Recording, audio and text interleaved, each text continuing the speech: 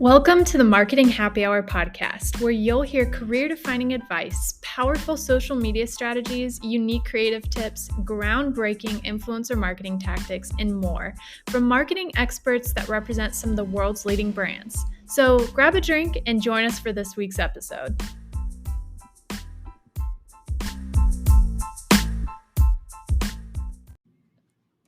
For most people in the marketing space, you're probably aware that Instagram and Facebook are big fans of accounts using video.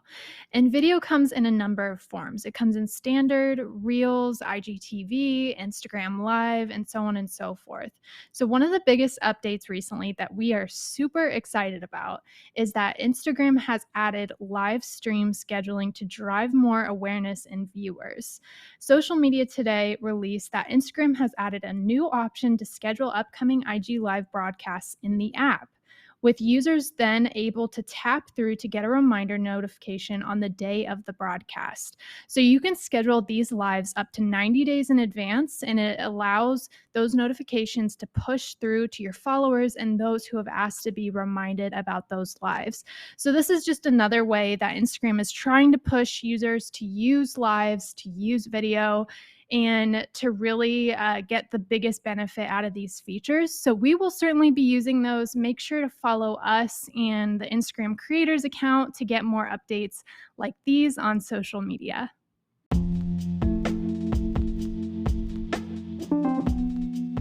This week, Cassie and I have the amazing opportunity to chat with our good friends Karly and Kyrsten, founders of Millennial Social Media Marketing based in Tampa, Florida. Karly and Kyrsten are social media powerhouses and have seen an incredible amount of success in just over a year of owning and leading their agency. Recently, they've seen an uptick in inquiries about their services and have signed many new clients that they attribute to a viral Instagram reel. Listen in as we learn from Karly and Kyrsten their secret to success with Reels and how to build your own social media marketing agency. Hi, Karly and Kyrsten. How are you guys? We're good. How are you? Doing well. Well, we're so excited that we get to interview our friends today. But first, I have a very important question for you. We ask this to all of our Marketing Happy Hour guests, as it is happy hour after all. So what is in your glass tonight? So for me, it's Karly speaking. I'm drinking water because I'm multitasking and I'm working out and doing a podcast with you guys at the same time. Love it. And I'm drinking a coffee that I got on my way home from work. So amazing. It's great. Business owner life. Love that. Love that for you guys. Cassie, what do you got? I'm double fisting as always. I have water. I actually have a venti water I've been sipping on all day from Starbucks, and I have a hard cider from Strongbow that is quite good. So both of those. Yep. That sounds good. I literally am just sipping on water tonight, but I may, after this episode, go over across the street. There's a coffee shop and cocktail bar across from me that has a coffee Negroni, and I am dying to try it. So I'll probably head over there after we wrap up this interview. That sounds amazing. For now, just water. That is awesome. I need to go over there and try that next time I'm in town. But anyways, guys, we're so excited to dive in. But first, we would love to hear a little bit of background on your agency. Obviously, Erica and I know it very well. But for those of you out there who are listening and who are not familiar, we would love for you guys to kind of share a little bit of background on both of your careers and also how Millennial came to be. And kind of a bonus question as well is, we personally love the story of how you guys chose the name Millennial, but if you would love to share that with the audience, we would love to hear that also. Yeah. So it's kind of a long story, so we'll try our best to really sum it up. For me personally, I was working at corporate. This is Karly speaking, by the way, for those of you who are listening. I was working for corporate at Bloomin' Brands, which is the headquarters for Outback Steakhouse, Bonefish Grill, Fleming's, and Carrabba's. And I was working on the Bonefish Grill concept. And I was let go probably mid-February, about 4 weeks before lockdown or kind of COVID really hit hard. And I found myself jobless. Kirsten's dad is actually my sister's boss. He is a doctor over in Newport Richey. And he literally texted me like the day after I lost my job saying, "Does this mean you can come work for me now and do my marketing?" And I said, "Okay, I guess so." So I came over there and I started off just doing their like social media and stuff. And then that's how I met Kirsten. Um, and yeah, actually, not Kirsten, I'll let you tell your side and then we can kind of sum it all up. Yeah, so I was a senior in college at the time. I went home for spring break, and before I could go back, they had like shut my school down and I was never going back. So I was kind of like freaking out about what I was going to do after college. I didn't know if I'd get to go to my internship. And that was about the time that I met Karly. I think 2 days after we met, my dad was like, "I really think you guys should start a social media agency." And that was kind of it, We which thought is he was, crazy. yeah. I thought he was crazy at first. I told him no at first, actually, until he called me the next day saying that his daughter was interested. So because she was interested, then I was interested. And the rest was history. We literally started it in the back office of a med spa. And for those of you who don't know what that is, it's just like aesthetics. It's injections, lasers, Botox, all that beautiful stuff. And we were in the back office, started our company literally back there, this tiny little room when everybody else was locked down. Like the only things that were open were doctors' offices and grocery stores and things like that. And we just did it. And surprisingly enough, we were able to kick off our business very quickly during that time.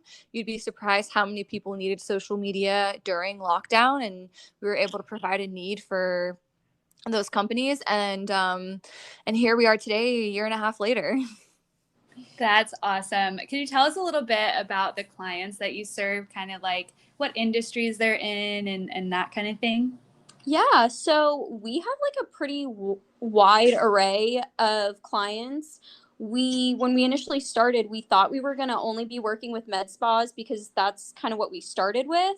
And then we realized that we wanted to like expand our portfolio and try to find other businesses that we thought that like our business would mesh well with. So we currently have med spas, hair salons, an attorney. We've been signing a lot of small businesses and just brands themselves, which has been really exciting to be a part of. Yeah, we have lash lounges, we have CBD companies, we have now an athleisure brand who does like workout clothes. Literally, when I say we have like one type of client in every industry, I would say we about touch all of it. We also do very large influencers too, like on a very large scale. We manage their content, post their content, and manage their collaborations as well, which we don't name those influencers out loud, but that is something that we offer as well. So yeah, we grew from probably like 3 clients to surpassing the double digits and within like, I don't know, maybe 5 to 6 months of having our company. And we expanded very quickly and we're very, very grateful. And we only continue to expand. That's amazing. And are you guys only in the Tampa Bay area or do you have clients all over? We are pretty much anywhere and everywhere. Currently, primarily Florida, but we like today we were talking to potential clients that could be in Nevada. Like we don't have a limit, but currently it's DC, Miami, Tampa, Orlando, Jacksonville. That is awesome. Well, the next question that we have for you kind of leans into that growth a little bit. Recently, we've noticed that you've been honing in on your reel strategy, and it's really been paying off for you. One of your reels actually just went viral and has over 1 million views. So Can you tell us a little bit about your strategy behind that and what started happening when that reel went viral? Kirsten, I'm going to let you talk about that. So this is like the craziest thing. We made this reel in maybe 10 minutes. We have our assistant come in 1 day a week and she filmed it like in the middle of the day. We had a small break. We posted the reel and kind of weren't expecting it to like do anything after that. Our our strategy up to that point was just making sure we were including just as many reels as grid posts because we were seeing that it was driving our engagement more. So we posted this reel, and about a week later, it hit 10,000 views. And at that point, we were like, oh, this is great. Like, this We is the thought best. we were so cool. Yeah. And then it hit 100,000, and then it hit 500,000. And we were just in shock. We would wake up every morning. We get like 50 DMs a day about inquiries for us to work with people. Wow. It's been crazy. Yeah, I would have to say we didn't know at first, like we made a lot of other reels that we thought were a lot better, that we put a lot of thought into, that we thought would blow up. And then when this one did, we were like, okay, what was it about this reel that like blew up? And to be honest, like I would say it's a mixture of so many different small things, but it was such an incredible learning point from it. But we low key feel a little bit like starstruck in a sense of like, wow, like 1 million people have like seen our video, know who we are, like know who Millennial is. And obviously it's an absolute dream. We have a small agency in Tampa, so getting that exposure is like an absolute dream. And then obviously having all these brands reaching out to us, like Kyrsten and I's schedules have been insane the past 2 weeks, trying to meet with different brands, talk with different, companies that have been reaching out to us. But it's been amazing. Awesome. And for people that don't know, what was the reel about? Like, what did you put out there content wise?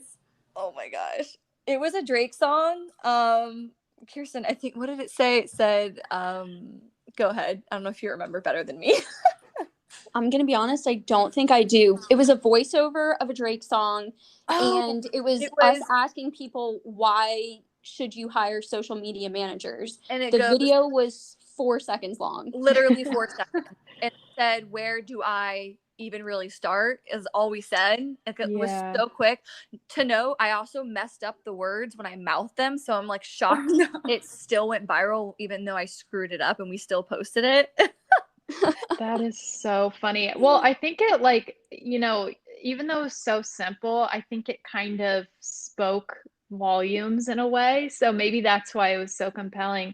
And that kind of goes to the point where, for us, we tell our clients, test things, test content types, test humor, test like pretty much everything, because you really never know, especially with reels, what is going to blow up and what isn't going to blow up. So you never know until you actually try it. Like I personally had a reel the other day where it was me and like you guys, I filmed it in 30 seconds. It's literally me like talking about my nicknames that my siblings call me.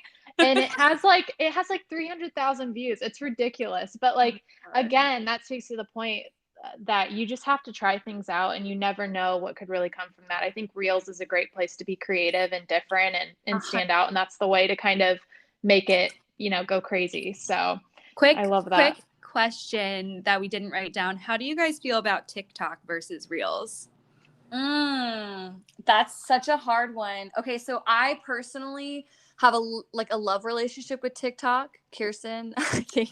I don't have a personal TikTok. I don't even have TikTok downloaded on my personal phone. Like if I have to do anything on TikTok, it's on our work phone. My mom actually has one, I found out last night, and I was shocked. She doesn't make videos, she just watches them. But funny. TikTok really is like an incredible platform. It just doesn't have all of the features that Instagram does. So when you're working with a business and you're trying to get people to shop directly, like Instagram is incredible for clicking a link and being able to shop through the app. And I think that that's one thing TikTok is missing. Mm-hmm. I totally agree with Kyrsten. I feel like I do love TikTok. I don't really know which one I love more per se. I love both. The reason why I love TikTok more is because, like, for example, we actually just had a new client who we literally made their TikTok 5 days ago. And she already has like over hundreds of thousands of views, thousands of likes. She has, I think, now 1,000 or if not over 1,000 followers within like days. Whereas her reels have 10K views or 15K views, and she's only gained like 10 followers. So I definitely think both platforms are, very beneficial. But what Kyrsten said about reels for our businesses, for millennial clients, we tend to lean more on reels because their business isn't Instagram. There's an ability for them to click their link to their website, shop their products and things like that. Yeah, that goes directly into my next question for you guys. So, when you're creating reels for your clients, is there a certain cadence you guys stick to? Is there kind of a recipe that you use for success potentially, or how do you guys kind of approach that for the clients? So I feel like what we do for each client in their reels is extremely different. We do try to make sure that we're doing enough reels versus grid posts to make sure that Instagram is serving them well, because I think what we've noticed the most recently is that the more you're posting reels, the better your reels are doing. Mm-hmm. So that's like something that's been really important. Yeah, I agree with that. I feel like we have actually shifted our strategy with the majority of our clients to be more reel focused. However, it definitely does increase the engagement with reels. But the grid posts, unfortunately, the engagement does kind of decline. So it's just like an ongoing kind of trying to figure out what works best. When it comes for the viral reel ideas, we try to make sure that on a day to day, we're staying up to date with all of the trending reels in their industry that they're in. And we save them like daily, all day, or send them to our clients. We make sure that the next time we meet up, we either completely content batch them themselves and send it to us, depending on our client schedules and things like that. But we want to make sure that we're always capturing the most on trend stuff before they go too viral, where it's a little bit too oversaturated, with all of our clients. Awesome. And then, so I know there's different kind of trend categories within Reels, right? There's audio that's trending, but there's also, dances or certain things that people do within the videos that are trending as well. So do you guys find, I don't know if you've seen this as kind of a trend within your clients' businesses, but do you find that completely copying kind of a visual trend performs well, or is it mostly just utilizing that trending audio that you found to be beneficial? I would say our biggest key thing that Kirsten and I have noticed is having like the font, the first of all, like the text on the screen, very large and easy to see. And like, especially Hmm. when it's on like the grid post plus even the reels or the explore. And then the thing about the text as well is the text has to be very clear and it can't be too niched. So like if Hmm. it's, a reel about picking out your outfit, you don't want it to say like, follow me around picking out my outfit today. It needs to be like, my top 3 fall OOTDs, or like it has to like fit a specific niche and be very simple. It clicks in someone's head very easily, because about people who are like just swiping on the explore page constantly. That's one trend that we make sure that we are consistent with all of our clients. Kirsten, I don't know if you have something to add to that. That, and I would definitely say that audios are really important when you want a reel to perform well, because if you are following you, they're looking at audios, which means they'll stop on your page and they will view your video, they'll save your video, they'll share your video. So that's really important for helping them grow. And that's Yeah. why we do try to like the audios and the voiceovers in any of our clients' accounts that we can, because it really does help exposure. Yeah. Yeah, that's such great insight. And I actually have another question that we didn't write on your sheet. Um, I'm thinking about all of the women business owners that I work with every day with Entreprenista Media, and they're really just starting out with their businesses. What's a tip that you have for social or reel strategy for somebody that's just starting out their account? Ooh, that's a good one. When we when we I don't think the way we started it is probably the best example to go off of. I'm laughing at us because I remember when Kirsten and I literally posted probably like 8 posts in one day to fill up our grid. Yeah. But honestly, so I'll give a little insight. I won't say what, or actually Kirsten and I are kind of working on something new. And on that new project, we had to create an Instagram page for it. And the first thing we did was a reel, because we know reels are powerful. They reach more people. And right off the bat, the reel got thousands of views. We gained a few, like probably 10, maybe 15 wanderer followers who wouldn't have known us before then. So I think having like a new account, a brand new account, first of all, the Instagram algorithm is going to favor you now over anybody else. So utilizing Reels is going to be key. Awesome. Yeah. And that's actually funny. It takes us into our next question here. I wrote down on our document, we could talk about Reels all day, but we also want to talk a little bit about owning your own agency. I imagine it's a 24/7 commitment, that requires a lot of discipline and organization. So what are some of the best tools that you guys utilize to stay organized and on top of things for your clients? So the biggest thing for us is probably a Google Calendar and Trello. So Trello is a platform that we use to plan the majority of our clients' content with. And it gives us a way that we can keep everyone in the loop. Everyone can see what's going on. Anyone can make changes to it. And I feel like it really keeps us on track to physically be able to go in and like move over a post once it's been done, or like talk about the edits that have been made. And with a Google Calendar, we put everything on it. If we have birthday announcements that need, if it's like a national holiday that we're posting about for clients, like everything goes on this Google Calendar. So we know what's going on at all times. Even our personal appointments. Yeah. We know everything that we're doing all the time.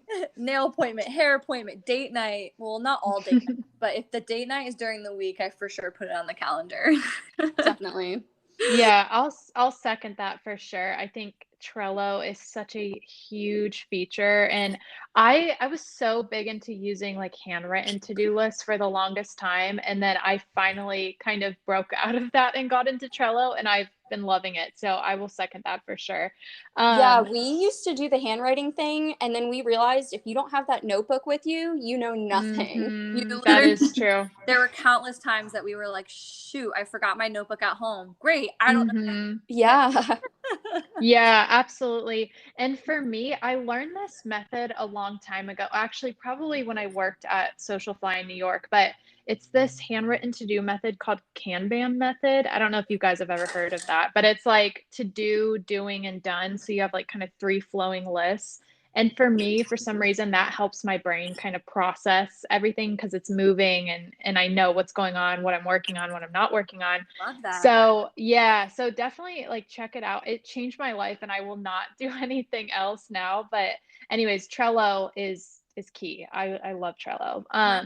Taught me that because probably my biggest struggle as like being like a startup business, like, small agency, is like not knowing, prioritizing, like what have I finished, what needs to be completed, what needs to go, what's the other thing. And then that's when like you actually can't get anything done and the place. I think I'm saving that for later.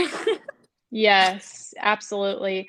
So for both of you all being business owners, I know it means you are preoccupied. You have things going on in your head a million times. There's always ideas that you come up with. I know I sit in bed and I think of a content idea. I have to write it down on my phone, like at 1 a.m. in the morning. It's like, it's ridiculous. So how do you guys kind of, whether it's balance or how do you guys kind of calibrate your days or your schedules to prioritize things at different times, make sure you're prioritizing, family, your husband, your boyfriend, your friends and stuff like that. What does that kind of balance look like for you guys? Let me start off by telling you guys that voice chatting on your iMessages is a lifesaver for business owners. We do it all day, every day. It could be Saturday and I at night and I see a little voice message thing from on the weekends that we can save it for whenever it's not like an emergency.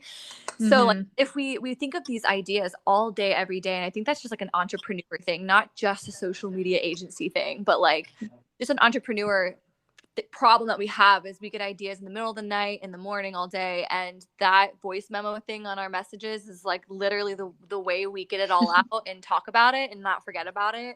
But work-life balance is definitely a struggle. I've gotten better at it.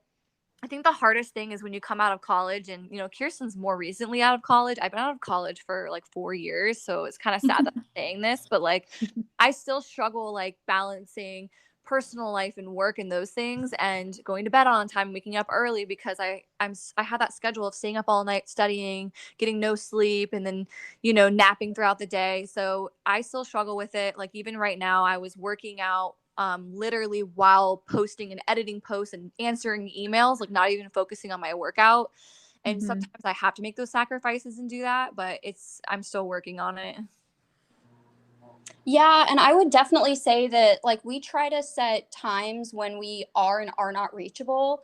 One of us always has our work phone next to them. So even if we're, you know, not looking at it, like if we get a text and something is urgent or there's like an emergency, then we can always be there for that. But I feel like us separating from technology for a little bit every day is like really important.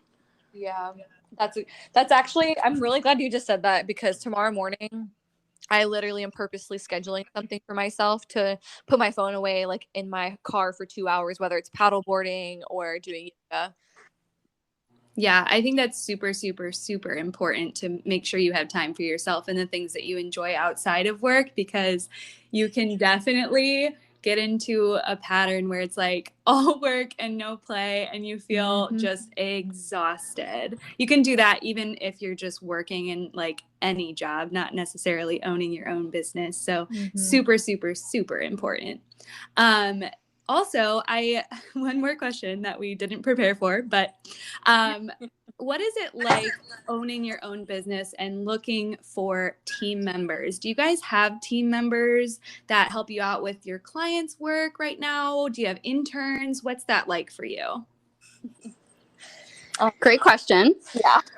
So finding team members, it's hard because, well, first off, a lot of people don't want to work right now, so that makes things super difficult. I do have to say, the people that we currently have working for us are pretty freaking awesome. Yeah. And we've had people in the past that have worked for us that are also like pretty freaking awesome.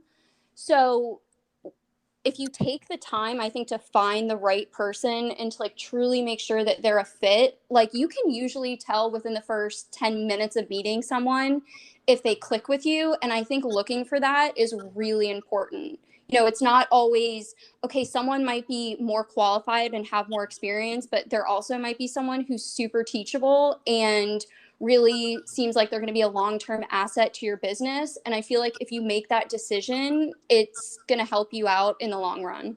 100%. We've definitely had some I would say I would like prepare or warn any other business owner who's just starting out. Finding the right team is definitely going to be a growing pain. It is for all new businesses, trying to find the right people who want to grow with you and go through those, you know, hurdles with you. That's probably been one of our biggest struggles. Like you would think obtaining clients or retaining clients is a hard thing, or like, you know, or producing content, delivering. No. The biggest struggle really is like building that base of employees that will just help propel your business forward. But I believe we're on the right track, and I'm really excited with the people that we have. That's awesome. Yeah. And that's so true. It's really about who's going to be the best fit for your team, and whether or not they're the most seasoned employee. If they're willing and excited to learn, they're like the best people that you can have on your team for sure. So our last question for you both is, there's something you know now that you wish you knew when you were just starting your career? This is a question that we love to ask all of our guests. So what do you think? Oh, Kirsten, go first. I gotta think about this. Okay. I think it would probably be that you really have to like for yourselves, and you really do have to make sure that, you know, we have gotten in this pattern of we don't talk about anything. We don't act like anything is said and done until like the ink is dried and the money is in our account. Like, not always literally, but you really do have to be cautious with like what you're doing and make sure that you're taking all the right steps, because you could think that you have something like completely made and it seems like everything's going to be smooth sailing, and then all of a sudden like you're drowning. So definitely like being cautious with the people you surround yourself with. I think we've gotten really lucky with people that we have come in contact with and clients that we have and the relationships that we've built with our job, because we truly do have like some amazing people where if, you know, they work in a different industry and we had a question or like needed to lean on them for something, they would always be there. Yeah, that's a really good one. Wow. I would definitely second that. And my other thing is maybe don't, I guess, like you're okay. I'm so sorry. I'm trying to put this into words. Like, okay, you can't please everyone, I guess is what I'm saying. That's something I wish I would have told myself from the beginning is you can't please every single client that's going to come your way. You're going to have some losing moments. You're going to have people who just won't see eye to eye with you. You're going to have people who they don't even understand social media the way you do. So they just automatically think that you like, you know, oh, it's terrible or this isn't right. But it's like, they're just very uneducated in that area. And it's just like, you can't think that if you get 100 clients, all 100 clients are going to be extremely pleased. And I think you're going to exhaust yourself, burn yourself out. And I think Kyrsten and I learned that very quickly in like the first 2 months of our business. And I'm grateful that we did learn that very quickly because honestly, I think if we didn't learn that, we wouldn't be where we are today and we wouldn't be as successful and established, I would say. And because I think that builds very strong business owners too. When you are not working to please your clients, you're working because you love what you do and you're passionate. Awesome. Yeah, I agree wholeheartedly with what you guys said. I think a lot of clients too think they know better about social media and marketing most of the time, and it's like in reality they wouldn't hire you if they knew more than you did. So Right. I think at the end of the day, yeah, if they offer ideas or they're like, why aren't you doing it this way? Just being able to, you know, be strong and bold and stand up and say, you know, this is why we recommend this and you know, we're the experts. So I think that can be tough sometimes to have that balance of, you know, I'm here to kind of, you know, make them happy in a way, but I also have to push my opinion across because that's why they hired me. So I totally agree with that. So as we close out, guys, I would love to hear a couple things. One, how can we find you guys, Millennial, on social? And then how can we find you all and connect with you all individually on social as well? Ooh, This is funny. I'm laughing because of I'm already thinking of Kyrsten's social media page. Hold on, Kyrsten should go first because she needs to tell the little backstory behind it. Oh my word. So I actually like don't use my social media page personally at all anymore. Like I think if I'm like tagged in a story, I'll repost it, but I haven't posted on Instagram since like 2018. So But when Kyrsten and I are famous, we're gonna revamp it for her, right? There you go. maybe one day I will let Karly run an Instagram for me. I've been begging my her word. since like the day I met her. Like, just Okay. let me do it for you. So you can That's so find funny. Millennial at it's Millennial MILLENNIAL, and that many people know how to spell it. SM Marketing. So there are 2 M's in that. So SMM marketing. That's how you can find us on Instagram. People never get it right, so I'm gonna make sure they understand. Yes. We'll also put it in the show notes so people can click on it too. They can just laugh at me for trying to pronounce it. And then you can find me. I am actually a style blogger, travel blogger, pretty much everything. Karly Ann Thompson on Instagram. And we do have a TikTok for Millennial. We have like 3 videos, but please go ahead and follow us because we promise we'll go ahead and post some more stuff. I love that. Wait, we never heard how you chose the name Millennial. How did that come to be? Oh my gosh, yeah, we didn't. Oh my gosh. Actually, Kyrsten and I were struggling finding a name for quite a few days. Her dad was actually urging us, like, you have to find a name because we have to get this started. Like, you got to get an LLC because we were getting ready to sign an LLC. And which is actually kind of a good thing, I guess. We're signing clients and we're not even a business yet. But Kyrsten and I were texting back and forth. These, like, I think that they were pretty decent names. Nothing really was like, they're basic, like any other marketing company you see out there. Like, yeah, we didn't stand out at all. And I was at lunch with my dad, and I was telling him about a show I was watching on Hulu, I think, called Younger. Yes. Where she works for like a publishing company, and then Hilary Duff is like one of the main actresses. She starts her own publishing company called Millennial Publishing or something like that. And my dad literally goes, "Why don't you name your business Millennial?" And I'm like, "You know what, Dad?"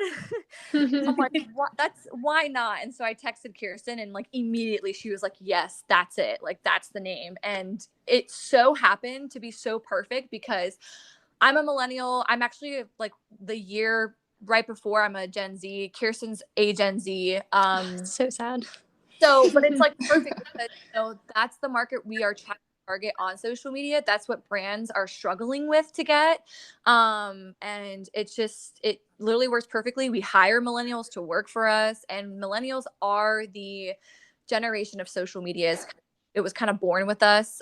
We kind of started the whole content creation thing in life that everyone's doing now. All the Gen Zers are now TikTokers, but we were the OGs of content creators. That is awesome. Well, thank you guys so much for coming on and sharing your story and everything that you shared about the ins and outs of Reels and TikTok and just social media in general. Everyone out there listening, definitely go follow these ladies. They're killing it right now. But thank you guys again so much for joining us. We loved Thank having you you on the for having podcast. us. Yeah, thank you. Absolutely. Absolutely. All right. Thanks, guys. Bye. Bye.